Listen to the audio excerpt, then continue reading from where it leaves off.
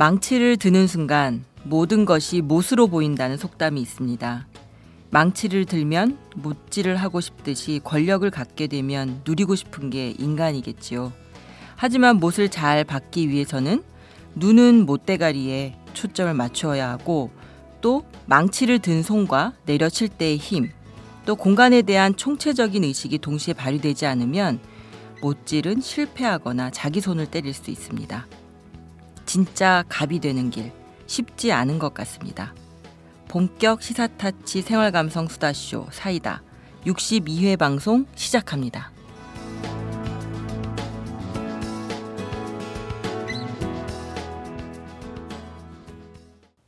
네, 안녕하세요. 사이다의 박형숙입니다. 네, 최규환입니다. 네, 한 분이 지금 목소리가 안 들리네요. 네, 뭔가 좀 허전하고 섭섭해 드려야 되는데, 네, 뭐 그냥 시원하네요. 그렇죠. 네, 빈말의 주인공 빈자리가 별로 느껴지지 않네요. 네, 오늘 빈말 이준호 선생님께서 일주일간의 장기 휴가에 들어가셔서 지금 어디 스페인 여행으로 가셨을 거예요, 아마. 열정의 나라 스페인으로 가셨군요. 네, 그래서 휴가 가시기 전에 한 일주일 전부터 굉장히 들떠 계시더라고요. 아, 그래요? 이 또 갔다 오면 또 스페인 얘기가 한동안 가겠네요. 네, 아이도 뭐 소매치기 같은 거 좀 안 당하셨으면 좋겠어요. 예전에 어디 여행 가셔가지고 막 거기 소매치기들 득실득실한 데서 고생하신 이야기 제가 들었거든요. 네. 스페인은 좀 괜찮았으면 좋겠네요. 아, 제가 이제 매번 이준호 선배의 그 여는 말, 참 거기에 이런저런 훈수를 뒀었는데요. 제가 막상 오늘 써보니까 네. 쉽지 않네요. 저 굉장히 인상적이었던 게 저희 이 사이다의 모토죠. 본격 시사타치 생활감성 수다쇼 이거를 굉장히 이 저녁 그 FM 뭐죠? 막 클래식 방송 그 DJ 같은 목소리로 본격 시사타치 이렇게 고상하게 읽어주시는 모습 보면서 제가 이렇게 또 고급스러워질 수 있겠구나.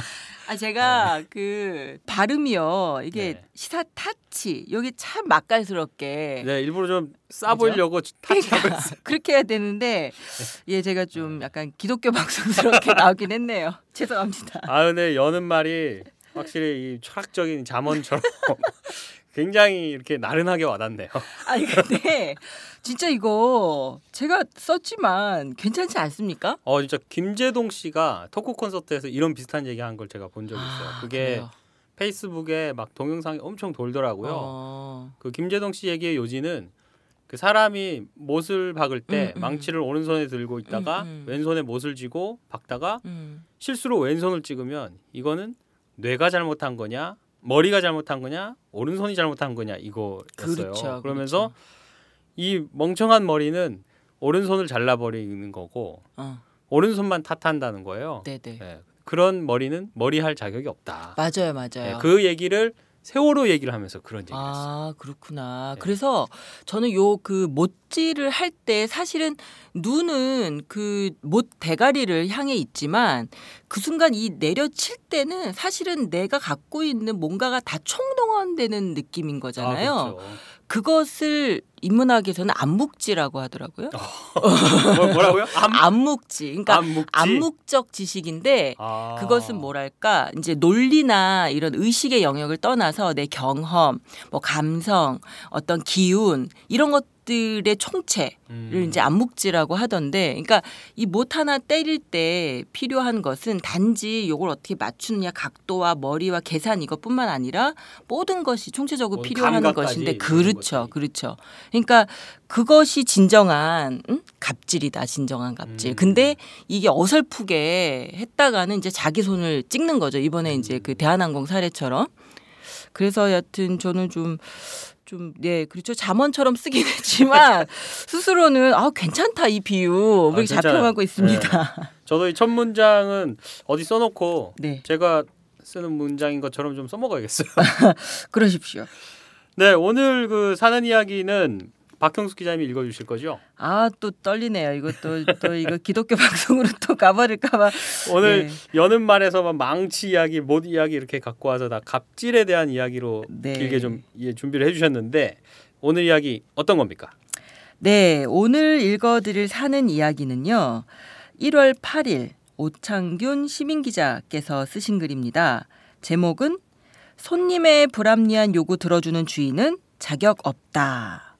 굉장히 도발적이죠? 도발적이네요. 그죠? 주인이 왕이 아닌데 이분은 그 호통을 손님을 향해서 치실 수 있는 굉장히 당당한 분이신 것 같은데요. 부제가 또 이래요. 20년간 산전수전 경험으로 손님을 대하는 동생. 그러니까 이분이 경험이 적은 분이 절대 아닌데요.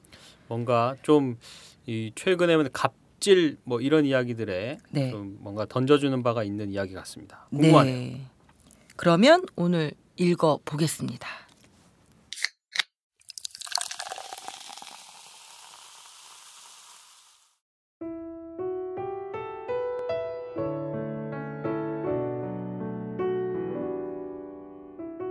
손님이 왕이 되면 대접을 못 받아. 주인이 왕이 돼야 찾아온 손님을 제대로 대접하는 거지. 손님을 왕처럼 대접하면 안 된다니. 무슨 뜻인지 잘 이해가 안 됐다. 2년 전에 식당을 개업한 동생의 말이다. 개업을 축하하러 처음으로 식당을 방문했을 때 식당 넓이에 비해 식탁 수가 매우 적어 보였다. 식탁 사이에 식탁 하나가 더 들어갈 만큼 빈 공간을 비워둔 것도 의아했지만 곳곳에 붙어있는 팻말 문구도 이상했다. 손님들이 기분 나쁘게 생각하지 않겠냐고 물어보니 동생의 대답은 주인이 왕이 돼야 한다는 거였다. 팻말에 적힌 문구는 다음과 같다. 다른 분의 식사를 위해 조용한 담소 부탁합니다. 동생은 식사 예절은 주인으로서 손님에게 당연히 요구할 수 있어야 하고 그렇게 따라줘야만 모든 손님들이 편안하게 식사할 수 있는 것이라고 했다. 듣고 보니 그럴듯했다. 그러면서 손님의 태도는 주인하기 나름이라는 것을 외식업계에서 일한 20년의 경험에서 얻었다고 한다.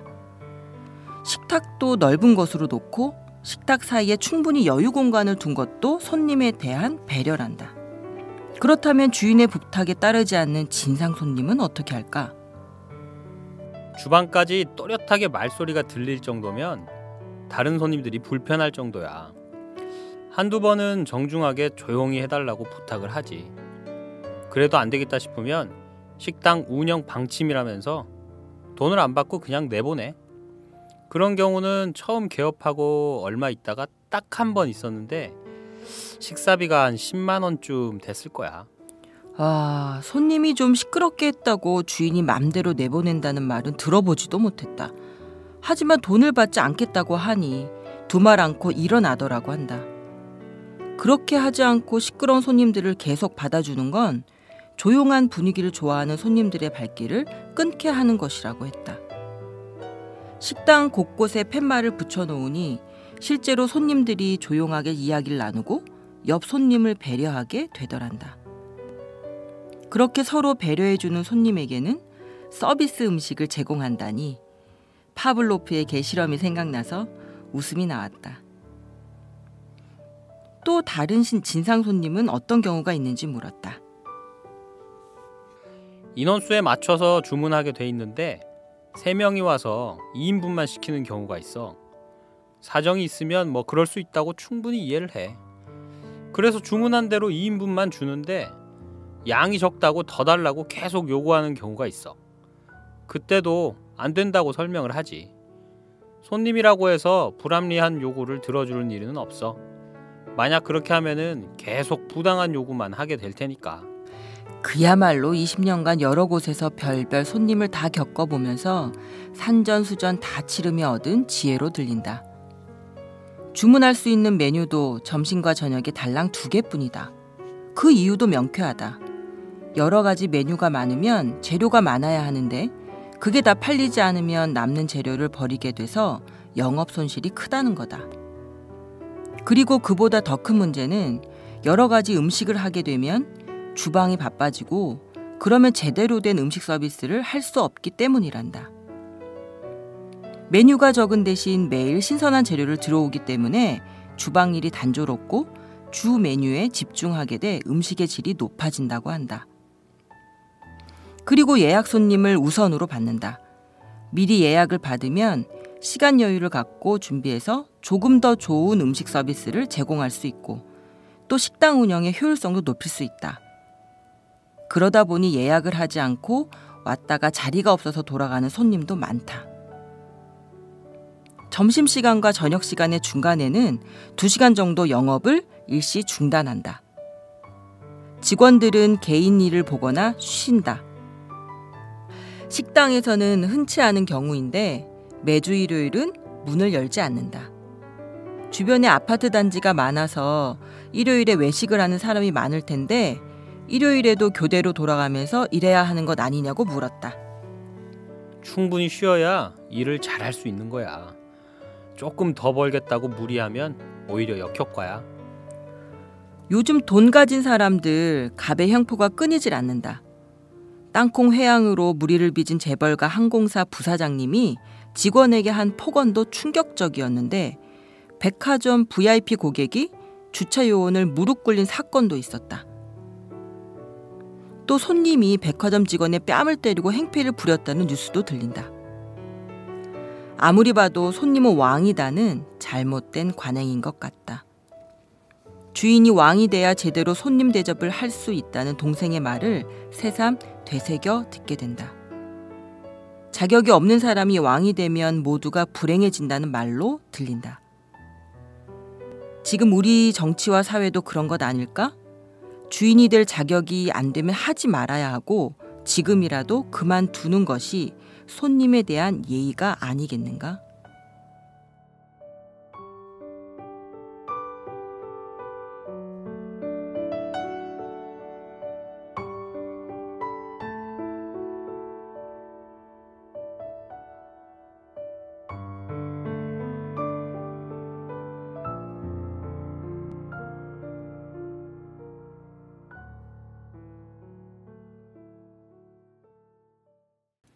네, 잘 들었습니다. 네, 어우 재밌게. 고생하셨어요. 예. 뭐 읽느라고 좀 진땀은 뺐는데요.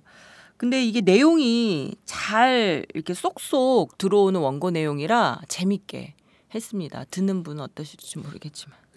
제가 이 원고를 읽을 때는 네. 이 원고 읽는 시간이 굉장히 길거든요. 네. 남이 읽는 거 듣고만 있으니까 굉장히 후딱 지나가네요 이게. 이거 편하네. 아니 근데 이 식당 주인 굉장히 용감하신 것 같아요. 그러니까요. 강심장이죠. 이렇게 하고 싶지 않은데. 요즘처럼 이 과잉 친절이 그러니까. 보편화된 세상에서는 진짜 이렇게 나 이때부터 이때까지 쉬어야 되니까 문 닫어 딱 닫아버리고. 그죠? 시끄럽게 하면 야 나가 돈 안 받을 테니까 나가. 세상에 이런 식당이 진짜 어디 있는지도 궁금하고. 그죠? 예, 이런 분들은 어떤 생각을 가지고 하시는지도 좀 되게 궁금해요. 사실 꼭 가보고 싶어요, 저는. 그렇게 얘기했는데 막 저기 어디 막 제주도 이런 데 있으면 어떡하려고요. 그러면은 좀 곤란하고.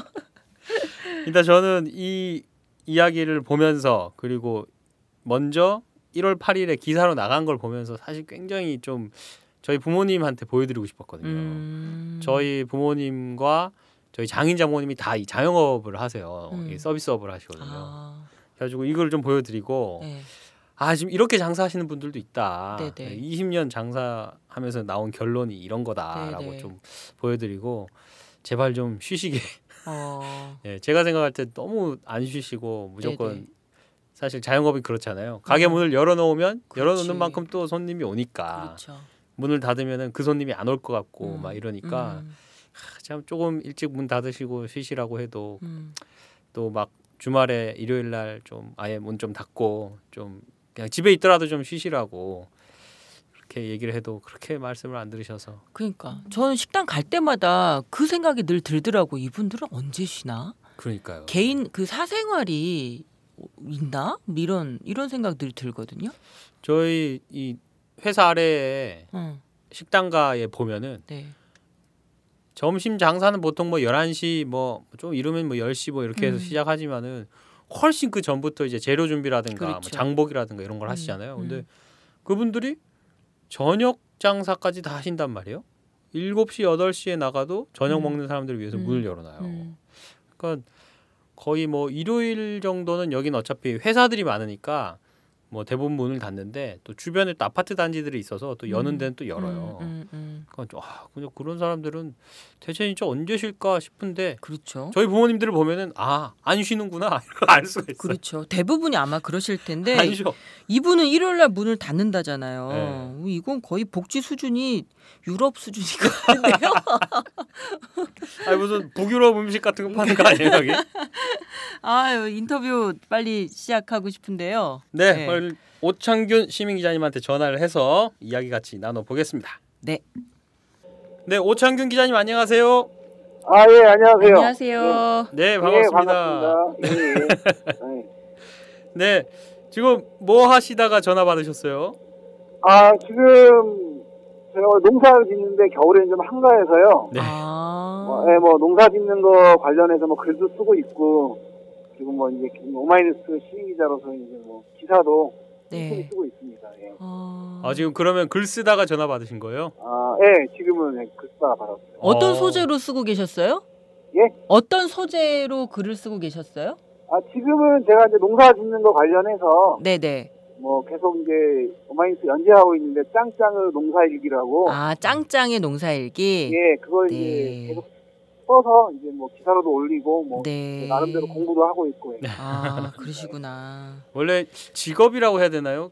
도시 농부시잖아요, 그죠? 예, 그렇죠. 뭐 도시에서 농사지니까 그냥 도시 농부라고 합니다. 예. 아, 네. 그 이야기를 좀 들어갈게요. 예. 제일 먼저 저희가 글을 읽고 궁금했던 게 예. 동생부 식당은 뭘 파는 식당인지가 제일 먼저 궁금했어요. 네, 너무 궁금합니다. 그러니까 쉽게 생각하면은 그 횟집이라고 보시면 되는데요. 이게 이제 일식하고 그러니까 왜 일본식 횟집과 우리 한국식 횟집이 결합된 뭐 퓨전 횟집이라고 하나요? 네, 그런 그 형태로 보시면 될 것 같아요. 그러면 횟집이면은 예. 술을 한 잔씩 하시는 분들이 있잖아요. 있죠. 예. 그러면은 막 여기 글에서 나온 것처럼 시끄럽다고 막 쫓아내고 이런 이런 가게인데 예. 술 먹으면은 막 저 같은 사람도 엄청 시끄러운데. 그러게요. 근데 이제 뭐 우리가 그러니까 뭐 지금까지 이제 쫓겨난 손님은 딱 한 번 있었다고 하는데 그게 이제 좀 과해서 너무 이제 다른 손님들이 그냥 피해될 정도로 시끄러워서 그런 경우고. 예. 일반적으로는 뭐 크게 문제되는 경우는 뭐 많지 않다고 해요. 그리고 또 뭐 이제 조용히 좀 해달라고 이렇게 실제로 써 붙여놓기도 하고 손님들한테 또 양해도 구하고 하니까 손님들이 또 그렇게 따라간다고 하더라고요. 네. 그 동생분이 20년간 요식업계에서 일하셨다고 했는데 그러면 그 전에도 쭉 이런 그 횟집이나 뭐 일본 음식 같은 쪽으로 하신 건가요?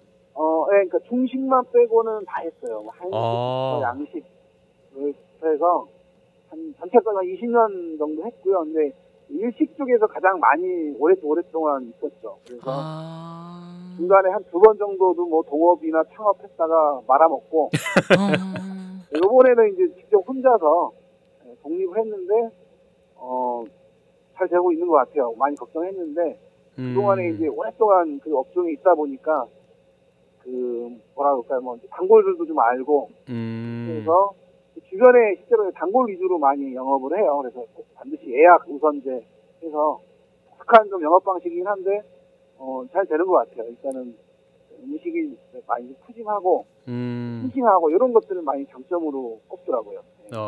그야말로 그 본문에서 글을 쓰셨지만 예. 산전수전을 다 겪으신 듯한 느낌이 듭니다. 중식 빼고는 모든 뭐 메뉴의 식당들을 경험하셨고 뭐 흥했다가 망했다가 이러기도 해보셨고. 그렇죠. 예. 지금 그래서 오랫동안 그 경험들이 그 많이 그 독립 후에 창업 후에도 그런 것들이 많이 도움이 되는 것 같아요. 제가 주변에서 옆에서 보니까. 네네. 손님을 쉽게 말하면 손님을 뭐 이렇게 접대하는 법부터 다루는 법 뭐 이런 것들이 보통이 아니에요. 제가 볼 때는. 그 서로 배려하는 손님들한테 서비스 음식이 나간다고 하셨는데 그 정책 굉장히 궁금합니다. 그죠? 이런 거 우리 관심 많죠? 일단은 이제 그 주로 이제 해산물을 취급하다 보니까 메뉴는 딱 2가지인데 그게 이제 계절별로 철에 따라 바뀌는 그런 이제 재료들이 항상 바뀌어요. 아, 제철 음식. 그렇죠. 제철 해산물들이 주로 많이 이용이 되고요. 그래서 이제 뭐 단골인 것도 있지만은 굉장히 그 주인 말에 따라주고 뭐 이렇게 또 딱 봤을 때 굉장히 조용조용히 이렇게 드시는 분들한테는 그냥 뭔가 한 접시 더 갖다 주고 싶은 마음이 생긴답니다. 그러면 메뉴가 두 가지라고 하셨는데요. 네, 해산물이다 보니까 주로 딱 메뉴 이름도 간단해요. 네. A, B. 그래서 그 제철에 맞는 재료로 네, A냐 그렇죠. B냐. 그렇죠. 가격만 달라요. 이거는 뭐 가격만 다를 뿐이고. 되게 이게 독특하시네. 손님은 A다 B다만 정하면 돼요. 그러면 고기에 맞게끔 제철 해산물로 된 식탁이 차려지는 거죠. 그 괜찮은 아이디어네요. 저 같은 사람들한테는 굉장히 좋네요. 그러니까. 이게 오늘 뭐 먹지? 막 이런 사람들한테. 아니 그리고 저는 메뉴 고르기 곤란할 때 오늘 재료 중에서 제일 좋은 걸로 추천해 주세요 이렇게 얘기하거든요. 뭐 그렇게 해도 되고요. 네. 뭐 또 물어보면은 또 무슨 재료 이번에 나간다 이런 거 다 알려주더라고요. 네. 그렇게 지금 개업하신 지 2년 정도 됐다는데요. 네, 2년 정도 됐어요. 그 동생분은 그 처음에 그 마음 먹었던 여러 가지 그 경영 방침이랄까요? 예. 그런 거 여전히 잘 지키고 계신가요? 네, 뭐 처음하고 똑같아요. 그래서 처음에 제가 갔을 때도 가게가 꽤 커요. 한 50평 정도 되는데. 크네요. 네, 뭐 물론 이제 방도 있고 이렇게 식탁이 있는데 굉장히 적더라고요. 테이블 수가. 그래서 왜 이렇게 가게는 넓은데 식탁이 그렇게 없냐 그랬더니 식탁이 늘어나면은 일해야 될 사람도 더 필요하고 그리고 이제 드시는 손님들도 불편하다는 거예요. 너무 가까이 붙어 있으면은. 맞아요. 그래서 이제 본인들이 그 본인 오랜 경험으로 그런 걸 다 알고 있기 때문에 네네. 딱 그 필요한 만큼의 식탁만 세팅을 했다고 하더라고요. 근데 저는 한 가지 궁금한 게 이제 그렇게 하시면 그와 같은 원칙으로 운영을 하시면 단골이나 이제 한번 왔다 간 사람들한테 신뢰를 굉장히 주실 수 있지만 이게 뭔가 그래도 좀 벅적벅적하고 회전율도 높아야 되고 이 확장성 이런 건 좀 떨어지지 않나요? 그야말로 돈을 많이 버는 데는 좀 지장이 있을 것 같은데. 그러니까 욕심을 내려고 하면은 돈은 더 벌 수 있다고 하더라고요. 근데 그렇게 하면은 이제 일하는 사람들, 본인도 동생도 직접 그 주방에 가서 직접 본인 메인 주방장이에요. 본인도 힘들고 일하는 사람도 힘들고 그러다 보면은 결국에는 이 서비스의 질도 낮아진다고 하더라고요. 조절을 굉장히 잘 하시네요. 네, 그래서 그런 뭐 하루에 테이블 몇 테이블 회전 이런 것까지 이미 다 계산이 돼 있더라고요. 그래서 크게 욕심 안 내고 매주 쉬는 걸로 일을 굉장히 이렇게 말씀 듣고 또 이야기 써주신 거 보면 동생분이 어떤 자기 장사에 대한 그 자기 노하우에 대한 어떤 뭐 자존심, 자부심, 뭐 조금 다른 표현을 하면 일에 대한 고집 같은 것도 많이 느껴지는데요. 예, 그런 게 되게 강합니다. 그래서 그래요? 원래 좀 성격이 고집이 좀 센 그런 성격이신 거예요? 본인이 이제 그 요리를 하고 싶어서 이제 한 20년 동안 일을 하면서 이제 그 전에는 이제 고용된 쉽게 말하면 이제 주방장으로 가거나 이제 뭐 여러 가지 이제 음식 그 하는 음식점에 이제 고용이 됐었죠, 주방장으로. 근데 자꾸 그 사장하고 부딪힌다는 거예요. 그러니까 사장 입장에서는 좀 저렴한 재료와 가능하면 재료를 많이 안 써서 이윤을 많이 남기려고 하는 거고, 동생은 자기가 그래도 어떤 자부심이 있는데 그 뭐 인류 뭐 이런 건 아니더라도 주방장으로서 그래서 가장 싱싱한 재료와 또 거기에 가격에 맞는 서비스를 해주고 싶은데 이제 사장들은 그걸 자꾸 반대하고 주방에 아껴야죠, 한 푼이라도. 그런 것 때문에 자꾸 문제가 생겨서 같이 일을 못 하겠다고 해서 옮긴 경우가 꽤 많아요. 근데 재미있는 거는 동생이 옮기고 나면은 그 업체 그 요식업소는 거의 문을 닫더라는 거죠.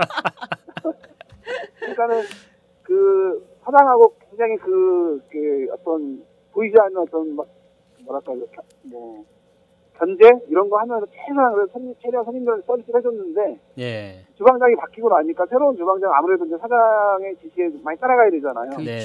그러다 보면은 음식의 질이 낮아진다는 거예요. 그럼 왔던 손님들이 전에보다 왜 더 낮아졌냐 음식이 질이 이렇게 해서 이제 손님이 안 가다 보니까 조금 문을 닫게 되더라는 그런 얘기를 제가 많이 들었어요. 이 동생분이 이 요리사 출신인 게 굉장히 그러한 그 경영 철학을 만드는 바탕이 됐군요. 네, 맞습니다.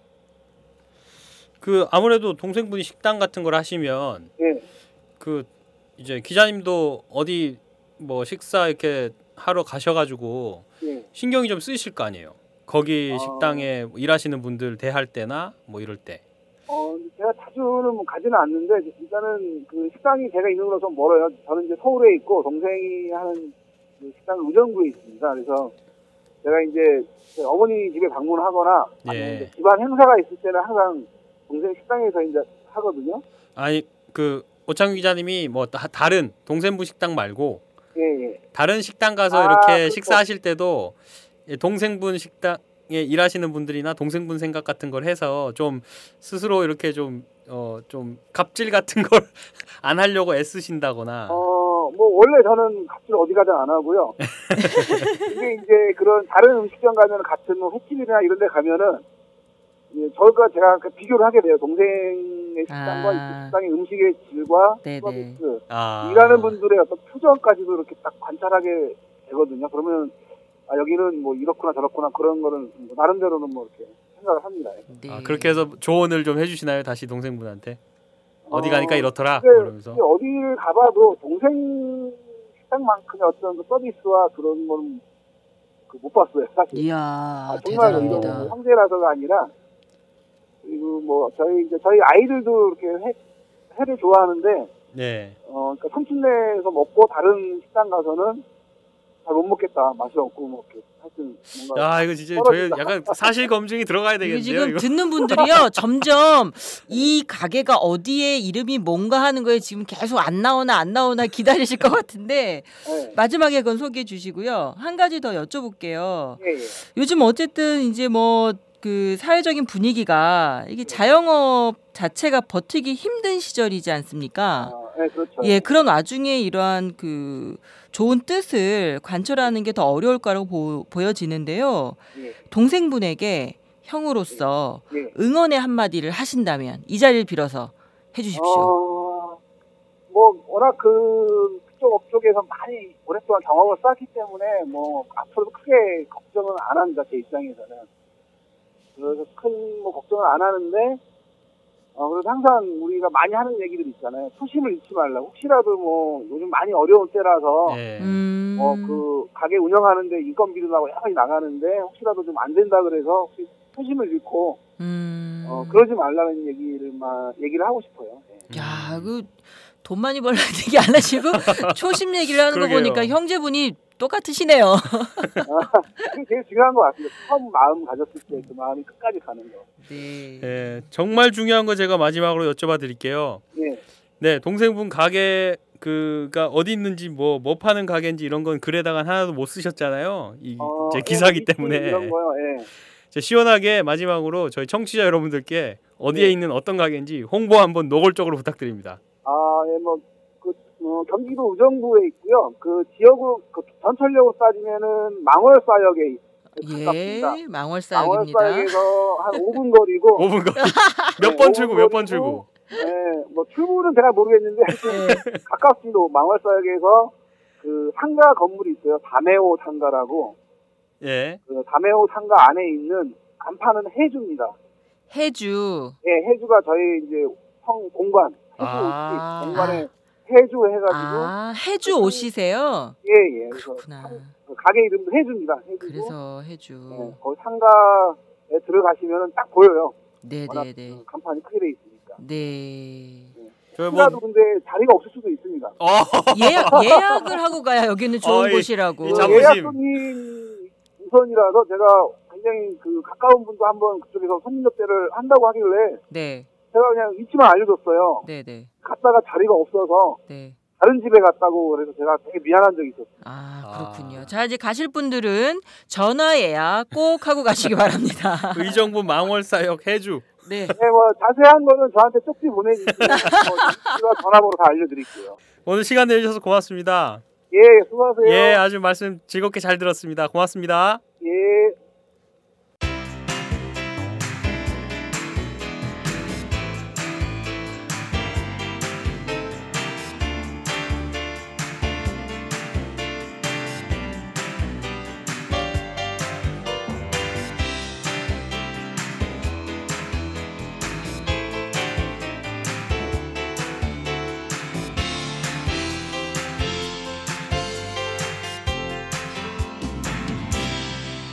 지금 당신의 이야기를 들려드립니다.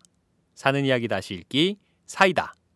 네, 이 집이 진짜 제목이 뭐였죠? 해주. 네, 해주 옷이 본가 소개도 하셨습니다. 네, 아주 뿌리 있는 집이네요. 그러니까요. 아주 고집스러운 옷이.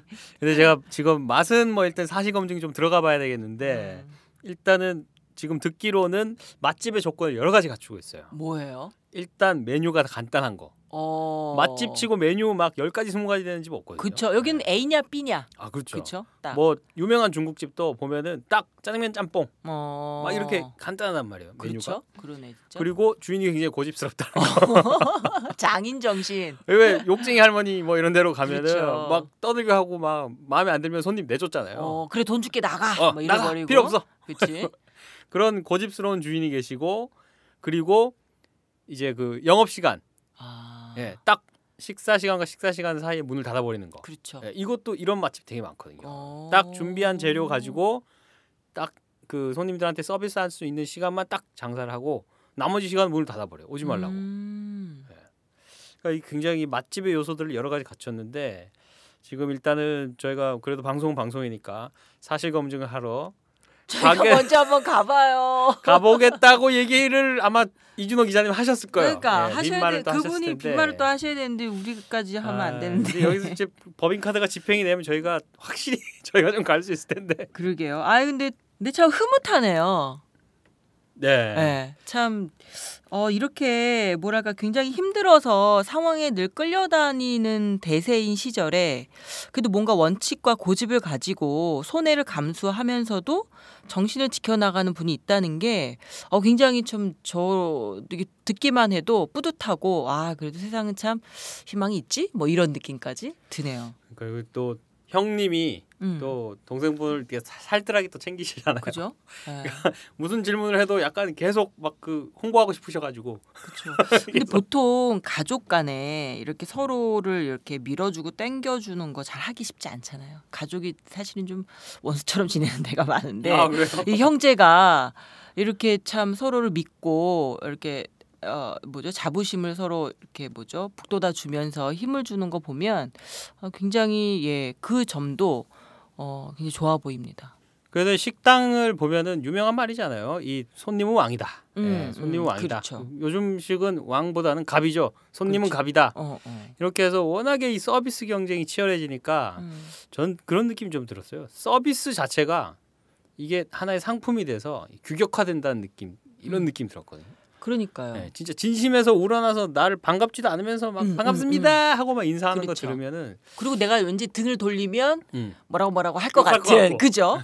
그런 게 서로 그냥 이렇게 돌아가는데 그냥 대놓고 약간 그러니까 이런 과잉 친절의 세상, 그러니까 친절이 상품이 되는 세상에서 이렇게 어떻게 보면 좀 불친절하고 좀 고집스러운 이런 식당과 주인 참 재미있겠다라는 생각이 좀 드네요. 네. 제가 오늘 이제 갑질 얘기 이런 것들이 좀 나오는 원고여서 미리 직장인들이 그 갑질을 한 사람 내지는 자기가 그 갑질을 당한 경험에 대한 설문조사한 걸 좀 봤더니요. 그래요? 네. 제 얘긴데요? 설문조사 저도 지금 빨리 하나 더 할게요. 근데 이제 거의 대부분의 직장인들이 거의 70%가 넘는 분들이 갑질을 경험했다라는 거고 이제 갑질을 한 사람이 누구냐라고 했을 때 압도적 1위가 누구겠습니까? 부장님이죠. 그죠? 직장 상사였습니다. 그래서 저도 이제 나이가 좀 그래서 회사에 이제 허리급이라 이제 팀장도 많이 하고 이러다 보니 참 많이 찔려서 이 조사 결과를 좀 자세히 봤는데요. 한마디로 그 직장인들이 생각하는 최악의 갑질은 묻지도 따지지도 말고 시키는 대로 하라고 윽박지르는 상사였습니다. 네. 윽박지르는 윽박지르는 정도는 어느 정도일까요? 제가 사실 조금 전에는 이 갑질의 주 대상은 부장님이다라고 말을 했지만 이렇게 공개적으로 방송에서 부장님이다라고 말을 할 정도로 저는 부장님한테 그렇게 갑을 의식을 별로 느끼지 못하거든요. 저는 늘 부장님을 사랑하고 존경하고 아침 저녁으로 물을 떠놓고 부장님의 안녕과 무사를 기원하는 그런 아시죠? 김민선 부장님 사랑합니다. 네. 네, 그게 또 하나의 이제 대응 요령이었습니다. 이 갑질을 하는 직장 상사에게 소극적으로 대응하는 방식이 바로 그런 거예요. 아부와 아첨 그리고 뒤로 욕하는 거 뭐 이런 거였는데, 근데 또 이제 상반되게도 정작 갑질을 한 상사들은 그 갑질을 한 이유에 대해서 직장 후배가 아니면 이렇게 부하 직원이 요령을 피우거나 편법을 쓰거나 하는 것을 지적하고 질책하기 위해서 한 건데, 하는 사람 입장에서는 그렇죠. 그렇게. 질책과 지적인데 이제 받는 사람 입장에서는 그냥 그게 갑질. 이제 그렇죠. 일방적으로 윽박지르고 야단치고, 그러니까 일방적인 것, 그 어떤 권력 관계잖아요. 어쨌든 그게 이제 소통이나 피드백 오고 가는 것이 아니라 일방적으로 흐를 때 그것을 갑질이라고 인식하는 것이죠. 근데 이제 정작 권력에 위치해 있는 분들은 지적 맞게 한 거 아니냐 이런 식인 거죠. 사실은 조연아 씨도 그런 얘기 했잖아요. 그 상황, 그렇죠. 그 상황만 딱 때로 놓고 보면 뭐 서비스에도 좀 더 엄격하게 질책하는 차원으로 볼 수도 있지만, 그것이 이제 부사장이고 뭐 하는 행태가 과도하고 뭐 이렇게 퍼져 나가다 보니 이 갑질이 되는 것이죠. 그래서 하여튼 네, 그래서 많이 찔렸습니다. 저도 후배들한테 일방적으로 질책 많이 하거든요. 그러면 쌍방적으로 질책하시는 건 어떨까요? 서로만 질책하고 네가 잘했네 내가 잘했네 그래서. 그죠. 그거는 이제 갑질이라고 볼 수는 없죠. 그런 건 오히려 이제 피드백이라고 볼 수 있죠. 서로 터놓고 이제 뭐 논쟁하고 토론하고 하는 것이니까. 근데 네. 이 설문조사 결과처럼 사실은 제가 웃으면서 이렇게 얘기는 했지만 좀 돌아봐야 될 것 같긴 해요. 나는 느끼지 못하는 사회, 나는 항상 을이라고 생각하는데 누군가에게 나는 또 갑이 돼가지고. 그렇죠. 집에 돌아가면 아니면 뭐 어떤 공간에서. 그죠. 취직 못한 친구 앞에서 내가 갑이죠. 그렇죠. 나는 생각하지 못하고 난 당연하니까 당연하게 하는 얘기인데 그 사람 입장에서는 또 그렇게 받아들일 수 있다는 거. 그렇죠. 네. 그게 뭐가 있을까요? 좀 곰곰이 좀 생각해봐야 되겠네요. 네.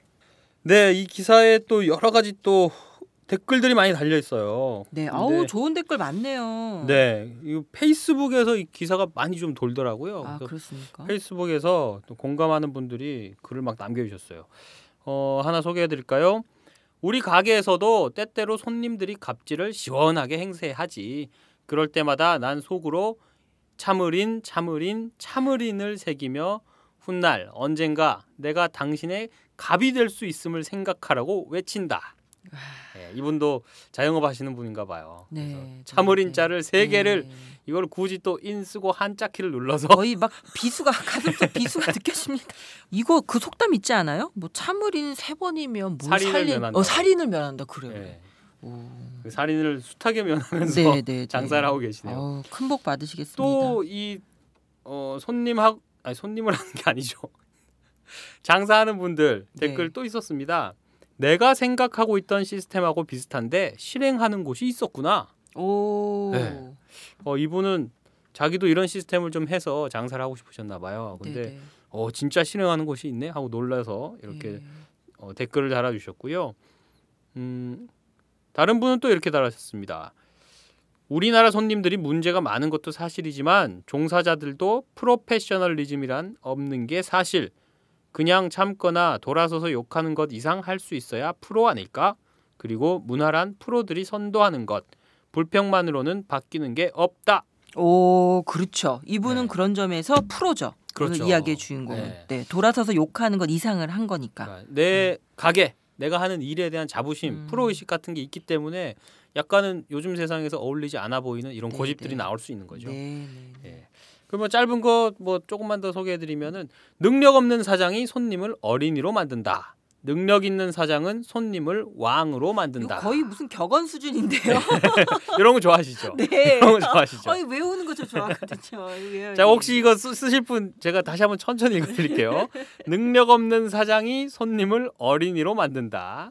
능력 있는 사장은 손님을 왕으로 만든다. 이거 대꾸도 아주 좋습니다. 네. 라임이 살아있네요. 그렇죠. 네, 또 손님이 아니라 주인이 왕이 되어야 한다는 말에 100% 공감. 이런 글들이 많이 달려 있었습니다. 네, 오늘 사는 이야기는 여기까지 하겠습니다. 지난 60회 청취 소감이 있었죠? 네. 그 60회 봄봄이라는 분이 올려주신 글인데요. 새해된 지 채 한 달도 안 됐는데 감당하기 어려운 뉴스들 때문에 마음이 어지럽네요. 그래도 사는 이야기 들으며 마음의 위안을 얻습니다. 60회 듣고 미안했던 친구를 떠올려 봤어요. 사는 게 바쁘다고 외면하고 어느새 멀어졌던 친구가 있는데 연락해볼 용기까지는 안 나네요. 그 친구 지금도 꿈 놓지 않고 살고 있으면 좋겠어요. 마지막으로 부끄럽지만 빈말 이준호 선생님 팬이에요. 사이다 롱롱롱 하시길 바랍니다. 아자. 나 이게 무슨 말인가 했어요. 마지막으로 하길래 저는 굉장히 좀 거창한 얘기가 나올 줄 알았거든요. 부끄럽지만 빈말 이준호 선생님 팬이에요. 마지막 문장에 대한 평가는 좀 뒤에 하고요. 60번 이야기를 다시 한번 저 이 댓글을 보면서 생각을 했는데 네네. 그 얘기였죠. 그 26년 만에 연락 와서 그렇죠. 돈 빌려달라고 했던 그렇죠. 그 친구와의 그 이야기. 사람의 얼굴 전태일 문학상 이종득 당선자. 기자님. 네, 맞습니다. 그래서 미안했던 친구를 떠올리셨다. 저희랑 같이 그러셨다는 것에 굉장히 감사하고요. 하지만 마지막 문장 빈말 이준호 선생 팬이에요라는 문장은 아무래도 이것도 빈말이 아닐까. 네. 무슨 빈말이 호가 됐어요. 그래도 60회 만에 드디어 호가 생겼으니 얼마나 다행입니까. 좋습니다. 네, 사는 이야기 페이스북 페이지나 카카오톡으로요. 사이다 청취 소감 많이 보내주십시오. 페이스북에서 사는 이야기 검색하시면 들어오실 수 있고요. 카카오톡 아이디는 오마이사이다 OHMYSAIDA입니다. 더 좋은 방송 만들 수 있도록 관심 많이 부탁드리겠습니다. 네, 그럼 오늘 방송 여기서 줄이겠습니다. 한 설문조사에서 부당한 갑질에 맞서는 방법에 대해 많은 분들이 이렇게 답했습니다. 아무리 상대가 갑이라도 부당한 일은 하지 않겠다고 말하겠다. 하지만 실천은 녹록치 않지요. 대개는 뒤에서 욕하고 말거나 은밀하게 뒤통수 치거나 절이 싫으면 중이 떠난다는 심장으로 직장을 옮기는 것이 속편한 방식이겠지요. 오늘 사는 이야기의 주인공인 식당 주인은 부당한 일은 하지 않겠다고 선언하고 그것을 실천한 분이었습니다. 갑인 손님을 갑으로 대접하기 위한 책임 있는 행동으로 보입니다. 그분의 용기에 박수를 보냅니다. 이 방송은 자발적 구독료를 내는 시민들의 뉴스 공동체 10만인 클럽의 소중한 후원으로 만들었습니다. 고맙습니다. 후원을 하실 분은 02-733-5505번 내선 274번으로 하시면 됩니다.